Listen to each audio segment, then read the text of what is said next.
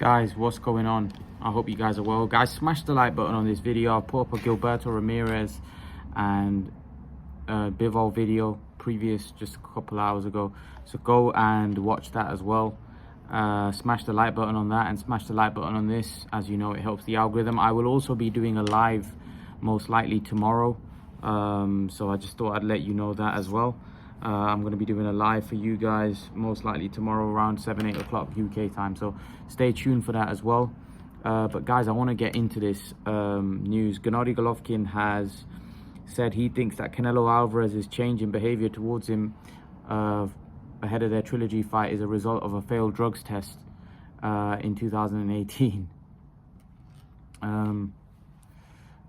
Basically, Golovkin said Triple G Alvarez was seemingly on good terms heading into a third fight, being a much different story, with Alvarez labeling Golovkin a a-hole and accusing him of being fake. Golovkin thinks Alvarez's outburst is because of his 2 positive tests. He goes, I don't know how to explain it. Maybe it's just the side effects of certain substances in his body, but I treat it as a sporting event, nothing personal. But the words that he chooses to say are unexplainable and inexplicable, says Golovkin. I didn't do anything intentionally. I didn't do anything to try to enhance my performance, said Alvarez. I would never do that. It was a mistake and nothing more. Not educating myself about this problem in Mexico.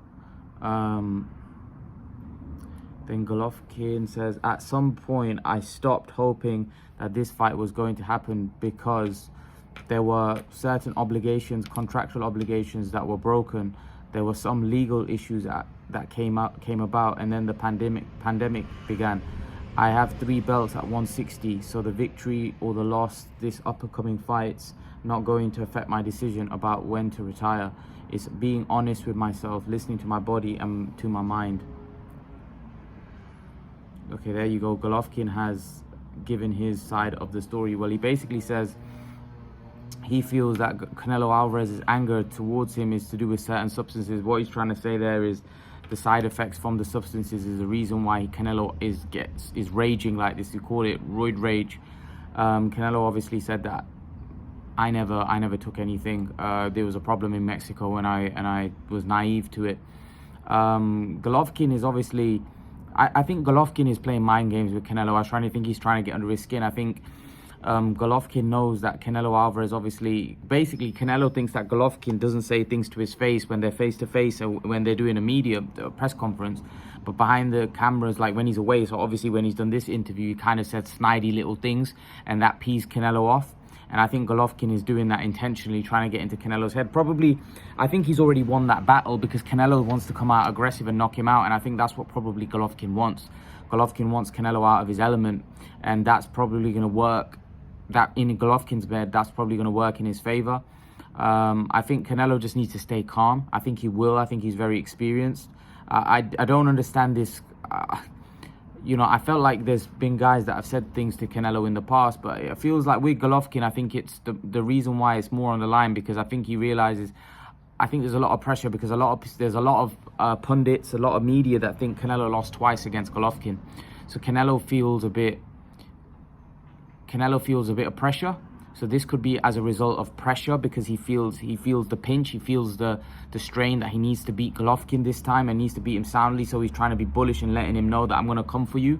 But at the same time, I think Canelo understands the pressure that this legacy is on the line, because Golovkin, even though I feel Canelo Alvarez has achieved way more than Golovkin, I think Canelo knows that there's a lot of people out there that will probably, that if Golovkin goes on to win this fight, they may even say Golovkin was a better fighter than Canelo. So Canelo's got a lot on the line here. Canelo needs to win this and win this emphatically, because obviously if Golovkin at 40 years of age beats Canelo at 31, it's not a good look. So Canelo's got to go in there and do a job on him. I want to talk about some comments that I made yesterday. I made a video yesterday. I've never said that Canelo Alvarez is not an all-time great. He is an all-time great.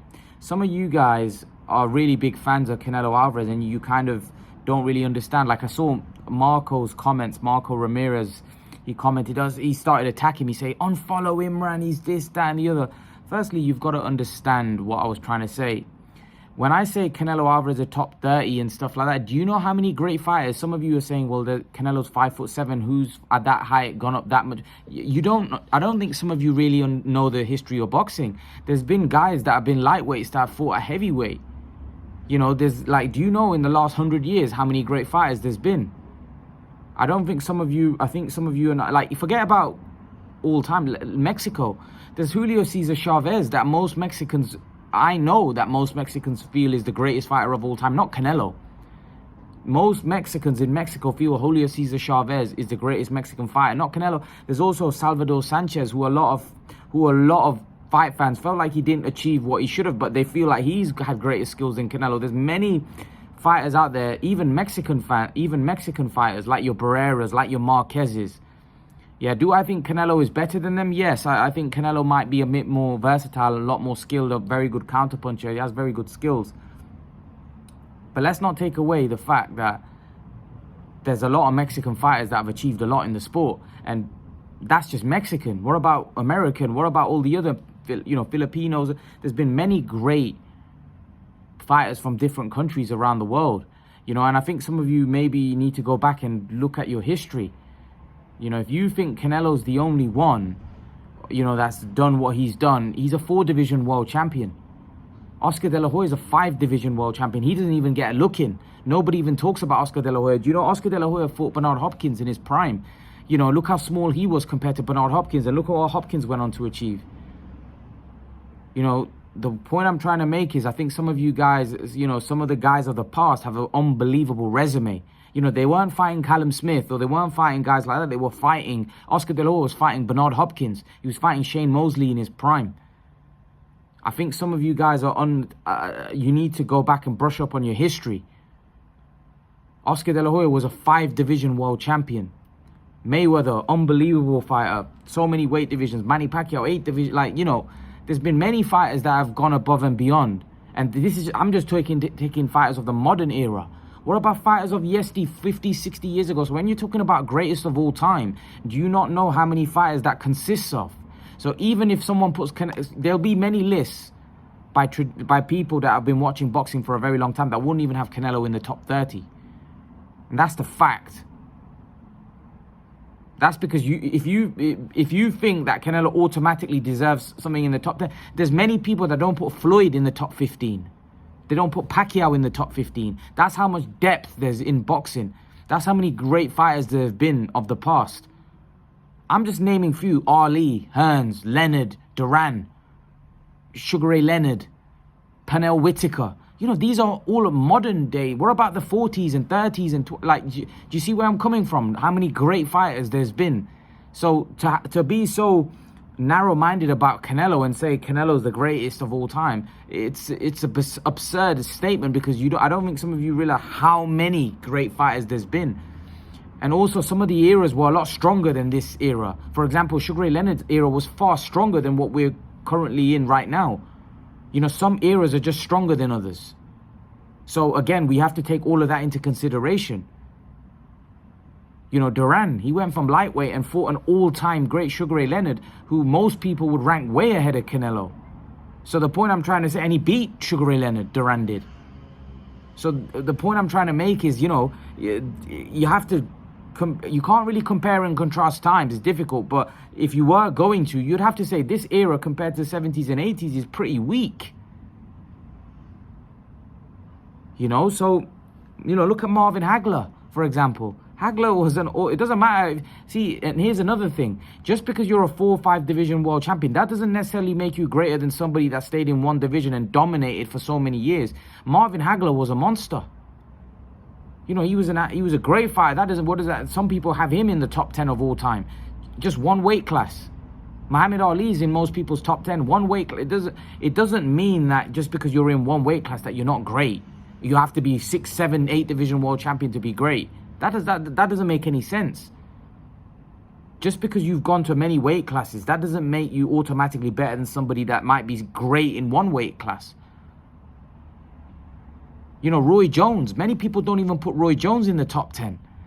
This is what I'm trying to say. So when some of you react the way you react towards Canelo, like most people, if you were to do a poll, most people rate Roy Jones way higher than Canelo. And even him, some people don't put him in the top 10, 15.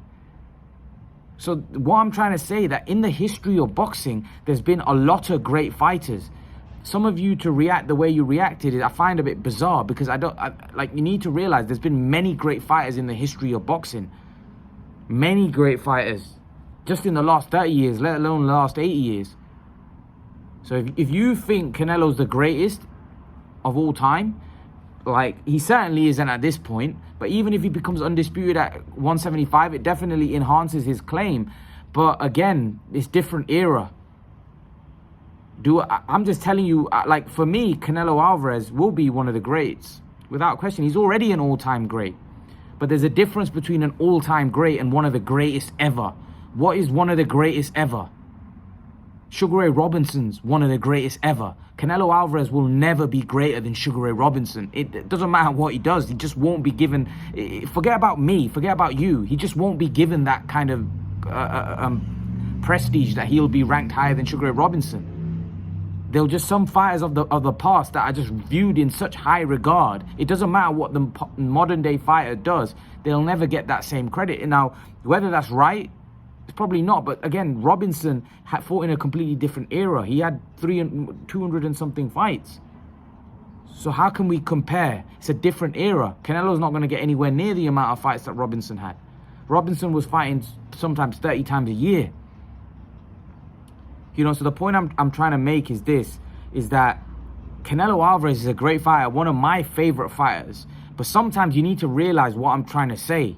You know, Manny Pacquiao is one of my favorite fighters as well of the modern era. He may not be top 20. Like, it depends on how you view boxing, man. It depends on, like, if you speak to some of the old school, you know, writers, they may not rank them in, you know, the top 15. You just don't know. Canelo Alvarez is a modern day great, but when you start comparing people from the last 30, 40 years or 50 years, it's very difficult to compare and contrast, because what makes somebody greater than the other? You know, most people would say Marvin Hagler is better than Canelo. If you were to do a matchup, most boxing fans would say Marvin Hagler destroys Canelo. That's what most people would say. Now, that doesn't necessarily mean I don't necessarily agree with it, but I'm in the minority. I've actually gone on Facebook groups and said I don't think Marvin Hagler would destroy Canelo, but most people would laugh at you if you say that. See, a lot of you guys, some of you guys are massive fans of Canelo, and some of you are Mexican, some of you are hardcore fans. You've got to understand, majority of boxing fans that are not Mexican wouldn't agree with that narrative that Canelo even beats Marvin Hagler. Most people would say he would destroy Canelo. I'm just telling you what I've seen, even though I don't agree with that narrative. I don't agree. I actually think Canelo would be a nightmare for Hagler. I think they would both be a nightmare for each other. I think Hagler's style of a pressure, seek and destroy, I think it would be a horrible fight for Canelo. The same way I think Canelo Alvarez will be a problem for Marvin Hagler. But the point I'm trying to make is that, would Canelo ever be rated higher than Marvin Hagler amongst the mass media? Probably not.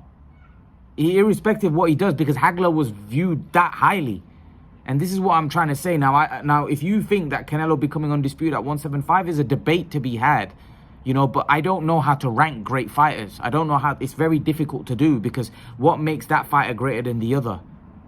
You know, some of your opinions are that if someone moves up a certain amount of weight classes, that automatically makes them greater. I don't really necessarily subscribe to that narrative, to be honest. I don't subscribe to that thought of thinking. For me, it also comes down to your skills, your domination of an era. You know, Marvin Hagler was completely dominant in his era at middleweight. He dominated. He beat everybody. You know, and probably beat Sugar Ray Leonard, and he was unlucky to really have lost that fight. I think most people had Marvin winning that. So the point I'm trying to make is Marvin Hagler was a dominant fighter. Does that mean that he don't deserve because he only stayed in one weight class? Does that mean that he doesn't deserve to be one of the greats just because he was in one weight class? That's nonsense, man. So no one's taking away from Canelo. Canelo's always a great fighter, one of my favorite fighters of the modern era. I respect Canelo for taking those risks. But at the end of the day, you've also got to be real about it. That it doesn't just because Canelo's moved up 4 weight classes. We also got to look at the. You know, the era. We got to also look at all of these things. So yeah, Leave your thoughts. Let me know what you think in the comment section below. I'd love to know your opinion, and I'll see you guys in the next video. Peace.